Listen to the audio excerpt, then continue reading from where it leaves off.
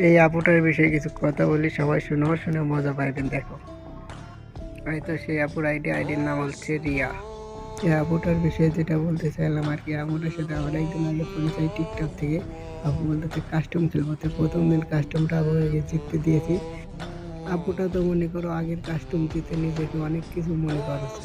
আপু আজকে আজকে ইনবক্সে এসে অনেক কিছু বলতেছে, লাফালাফি উঠাইছে আর কি। তা আপুকে বললাম আসো কাস্টমে আসো, খালি ডাব্লিউএম দিয়ে খেলবো, অন্য কোনো গান নিবা না। তো আপু মাঝে মাঝে ডেজার্টও নেয়, সমস্যা নাই। আপু আপনাকে আর কি বলবো, আপনি কি তাহলে এরকম সমস্যা নেই পারেন? মানে যতদিন ম্যাচ জিতবেন কাস্টমে ততদিন খেলতে থাকবেন। যখনই রাউন্ড হারবেন, এক রাউন্ড তো জিতবেন, কাস্টমটা যদি হারে যান তাহলে তো মনে করেন একদম ব্লক, কোনো কথা নেই, ব্লক। এরকম ছেঁচড়ামো করে আর কতদিন চলবেন আপু? ভালো হয়ে যান, ভালো হয়ে যান। সব বটলি ঘরে পটলি, আর জীবনে কাস্টম খেলার কথা বলবি না, সব পটলি। তা ভাগ বটলি, খেলতে পারস না? কিরে বটলি, ভয় লাগে? ব্লক দিছস কেন?